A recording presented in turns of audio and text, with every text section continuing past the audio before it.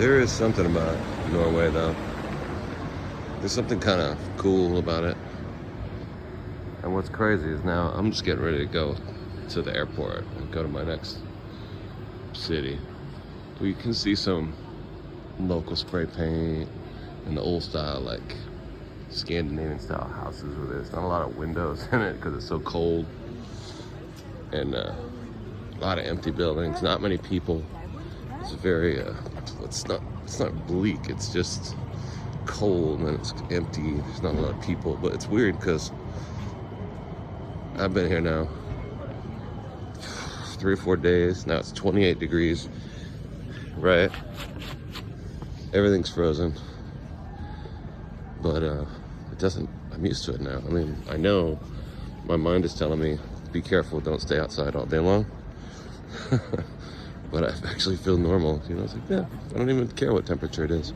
When I first got here, it seemed like it was an extremely, extremely cold place. But now I'm getting kind of used to it. I mean, I'm leaving now, going down to the airport, but I don't know. This is wild. Like, I love the way all their stores are closed. Everything seems to be just running out of business and crappy. It's like it just lost in time, you know. It got emptied out. Look at the 7-Eleven burger. Do they have this in other states? In other countries? And everything comes with a fruit juice, right? Not a Coke. 7-Eleven burger looks terrible. I think this fried onion thing, it must be a Norwegian thing. I see these fried onions on, yeah, I see them all over the place, like waffles and stuff. We usually put that on Chinese food, right? Here's what happens to family-friendly places like that. This is why America doesn't look like this anymore. It's not good for business to have everything be so nice. Here's Thorvald Myers Gate. You know, who's making money like this? That's what America's all about. Who's capitalizing on this? Who's making $1? It's Saturday morning. Aren't the people spending their money? What are they doing? At home, making a family? I can't have that. We can't have that happen. We gotta make some money. Look at this, is out of business.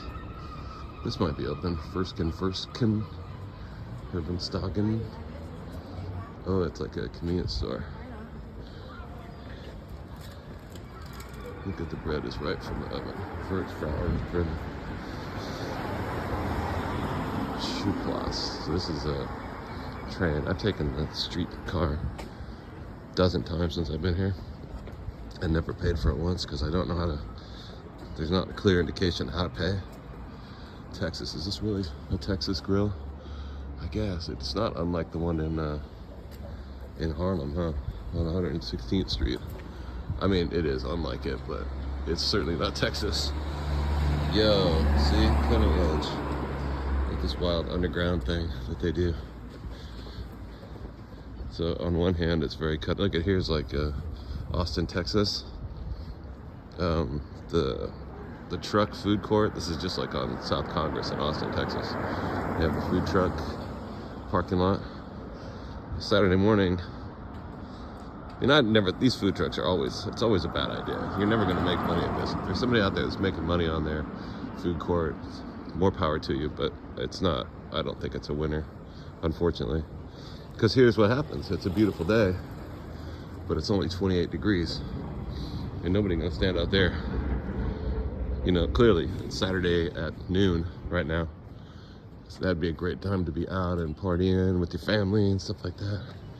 But that's just not what's going down.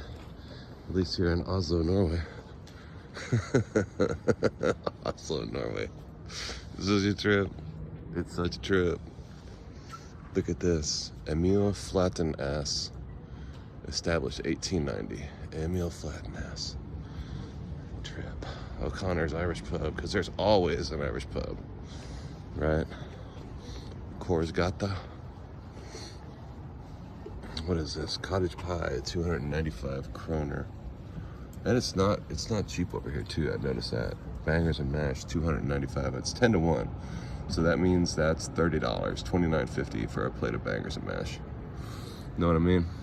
Corned beef grilled cheese, $240. So it's only it's $24 for that. You know what I'm saying? It's not cheap. It ain't cheap at all. But it certainly is cold and frozen.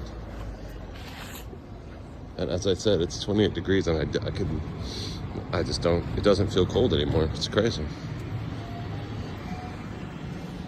They got Domino's, of course. So you gotta have bad pizza everywhere you go. Miss Jin, okay. Oh, that's like a Vietnamese street food. Oh, dude, I haven't got a banh mi. Oh, I haven't got a banh mi in so long. What's a banh mi cost in here? Price. Oh, looks like 110 to 120. So that's $11 to $12. So I hate to sound like an old man, but when I was a little kid, a banh mi was $2. I used to go to this place in Oakland, Chinatown, and a banh mi was $2, and it was good. Banh mi, chicken with like this teriyaki sauce on it. We used to call it teriyaki sauce. Jalapenos, radishes, like daikon radish, and cilantro on the inside. I think it was basil too. And then there was a deli right next door to it that sold the same type of banh mi, and they made it fresh in front of your face, you know? And the one right next door to it made the same kind of sandwich. And they were having like a price war. So they charged $1.75 for their banh mi. And so I would go in there. And then one day, the first Vietnamese deli lowered their price to $1.50. So they were having a price war. And you know, anyway, so now I see banh mi costs $12. I'm like, dang, man. I hope that's incredibly good. What's up, little buddy? How you doing? Hi. Seems freaked out. Maybe he doesn't speak English, huh?